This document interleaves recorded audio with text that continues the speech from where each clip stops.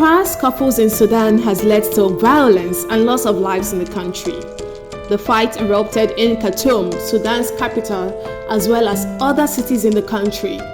The struggle for power control revolves between two allies turned into rival groups: the Sudanese army headed by General Abdel Fattah al-Burhan and a powerful paramilitary group known as the Rapid Support Forces or RSF, led by General Mohamed Hamdan Dagalo, also called Hemeti. In 2021, there was a coup in Sudan which ended an interim government put in place after the fall of longtime dictator Omar al-Bashir. Sudan has been run by the army, with coup leader and leader of Sudanese Army General Burhan as de facto ruler. The RSF, led by Dagalo, has worked alongside the Sudanese army to help keep the military in power. Following Bashir's removal during the coup, the political transition was supposed to result in elections by the end of 2023, with Burhan promising a transition to civilian rule. But it appears that neither Burhan nor Dagalo has any intention of surrendering power. Moreover, they are locked in a power struggle that turned violent on the 15th of April 2023. Since then, members of the RSF and the Sudanese army have engaged in heavy gunfights and airstrikes in the capital, Khartoum, as well as elsewhere in the country. Reports disclose that a recent background to the violence was a disagreement over how RSF paramilitaries should be incorporated into the Sudanese army. The conflict intensified after the RSF started deploying members around the country and in Khartoum without the express permission of the army. Fighting erupted at a military base in Khartoum.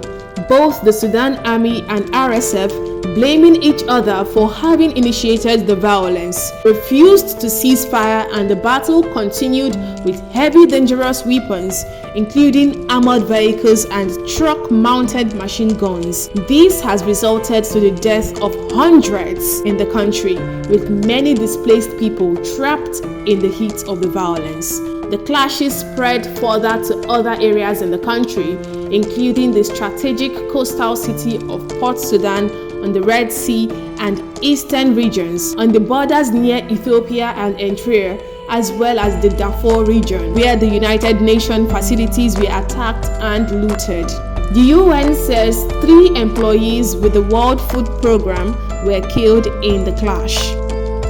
Now bringing it home to Nigeria, at least 5,500 Nigerians are trapped in all of these regional crises ongoing in Sudan, and according to Nigeria's Minister of Foreign Affairs, Geoffrey Onyama, about 80% of the population in Khartoum are students who are stranded in Sudan, and Nigerian students are part of them. There are various schools that they are attending, but the majority of them are around Khartoum area. That's the capital. Which is the capital, yeah.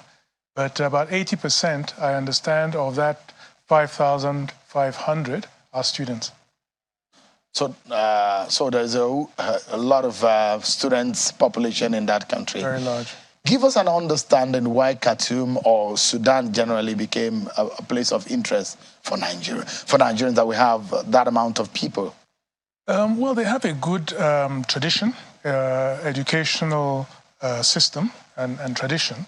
And also, you know, it's a country that's very familiar. In fact, it's believed that the Sudan hosts the largest number of Nigerians in the diaspora, which a lot of people may not know. And of course, it was a route for going to Mecca in the old days when you didn't have planes and things. A lot of Nigerians are settled, so you have 3rd, 4th generation Nigerians living in the Sudan. So, you know, so it's become a favored destination for teaching, especially Islamic, teachings. The minister stated that the responsibility of the Nigerian government is to ensure that it has the full backing of the government of Sudan before evacuation to avoid risking the lives of Nigerians.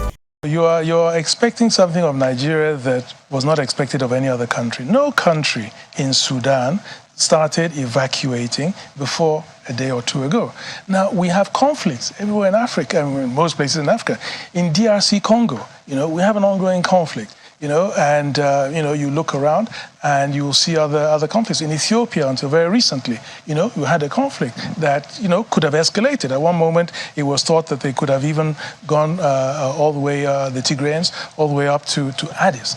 But, it's not because there's a conflict somewhere that automatically you start evacuating your people. They're not even going to leave because they will not see any reason, why they should leave under those circumstances. So to a large extent, it was the same here. What looked to all intents and purposes, all the observers, like, a personal issue between two individuals. And of course, you feel that you can bring them together and calm things down. Their people started shooting at each other. At that point, you're not thinking that you're going to have, the escalation that How many of the over 5,000 now are willing to return home? Well, as I said, I've been in touch round the clock with our embassy there, and they've given us a cost estimate, they've given us all the details, and they've given us a figure of 5,500 ready for evacuation.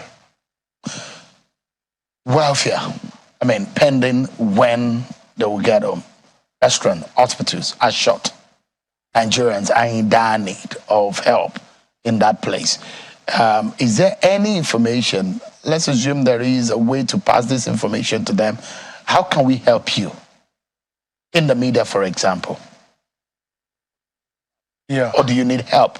Yeah, all the agencies of government are working at the moment, including NEMA, the emergency agency, and they're being contacted to find what the needs are, before evacuation, what immediate needs there might be and how to get it through to them. But as I said, we're hoping that in the next day or two, we can start, we'd have got the approval from the Sudanese government to start moving our people out. Our embassies in Egypt, I was in touch with our ambassador in Egypt, also because Egypt is a country that's particularly close to Sudan, to also help to facilitate for this corridor and also for their reception when they, arrive there, their upkeep and so forth. Meanwhile, Section 14, subsection 2b of the Nigerian Constitution under Chapter 2 states that the security and welfare of the people shall be the primary purpose of the government. Here is the audio of a Nigerian student stranded in Sudan. Humanity, iyayenmu suna ci hankalinsu ya tashi. Don Allah ba taimaka mana don Allah, wallahi ba mu da lokaci, Allah ba mu da lokaci. Allah jan annabi in kuna kallon bidiyon nan kafin a ɗauke waya network in kuna kartun kar ku zauna ku kaɗai a gida ku tafi gurin ƴan uwanku ni a gaina ku tafi jami'a Afrika tunda ƴan Najeriya sun fi yawa an tashi kawo bus gurin mutane masu yawa za a kawo. Ku tafi ku zauna in ku zauna ku kaɗai ku samu sim card ɗin Zain an ce network ɗin shi yana yi ban ma san yadda zan yi process wannan bidiyon ya hau ba. Kan wanda ya zauna shi kaɗai kan wanda ya bari aka bar shi a baya ku ɗau kayan ku tafi cikin mutane. Mutuwar yawa kaka amma mutu duka tare mutuwar yawa kaka dan tarama Allah ya kiyaye.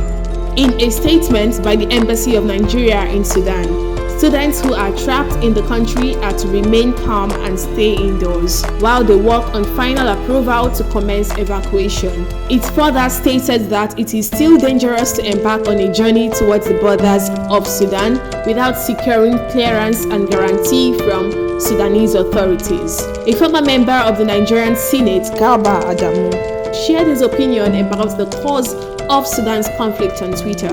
He stated that the fight is due to who will control the oil routes through the Red Sea that comes into Sudan. The drama in Sudan has been on the build-up for some time since the ouster of Omar al-Bashir, that's the former president of Sudan.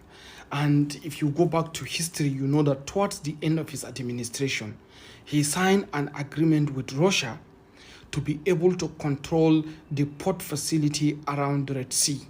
And that port facility, that Sudan port facility at Red Sea, actually imports 82% of everything that comes into Sudan. And one of the strategic importance of the Red Sea is that majority of the oil that is produced in Saudi Arabia have to pass through the Red Sea for the faster way of getting into Europe. Because if you look at the map, you will see that the oil are evacuated on the Red Sea and they pass through the Suez Canal to get into Europe. Similarly, that same route is also very strategic to Chinese interests, which is the Belt and Road Initiative interest, because it is through the Red Sea that oil also get out of Saudi Arabia, some of which passes through the Indian Ocean, while some of it passes through the Red Sea, especially oil produced from the Dhahran province, through the Gulf of Aden to the Indian Ocean and down to Strait of Malacca and into the Chinese territories. So when you look at this, you will see the reason why China is interested in Sudan, Saudi Arabia is interested in Sudan, United States is interested in Sudan, Europe is interested in Sudan, and Russia is interested in Sudan. Because the strategic survival of Europe depends on the energy that is coming from other places away from Russia. And if Russia is able to control the energy supply route that eventually delivers energy to Russia, then they will have, then eventually deliver energy to Europe, then they can be able to bite harder the sanction against the European energy demand. And the US is determined to ensure that the energy supply route via the Red Sea keeps going through the Suez Canal to get to the Europe. And Saudi Arabia, you know, they have strategic partnership with Russia and the US, especially with the BRICS. Now that Saudi is taking a strategic direction of its own foreign policy towards the BRIC nation, it is also important that they have a say in the route that traverses their energy, because the whole of the struggle eventually is about the energy that is coming from Saudi Arabia. If the route for the energy supply in Saudi Arabia is blocked, then every other member of European and United States mission in their own drive towards fighting the Russia and China is going to go to naught. And that is why you have these two competing forces in Russia and in Sudan. Now, in all of these crises, it is feared that if there is no ceasefire on both warring parties, conflict may possibly escalate into another civil war in Sudan. Hopefully, foreign nationals trapped in Sudan are rescued while the country works on resolving the underlying issues and restore peace. Please subscribe to this channel, Nospop NG, for more updates. Like, comment, and share this video. I am Blessing Izija. Thank you for watching.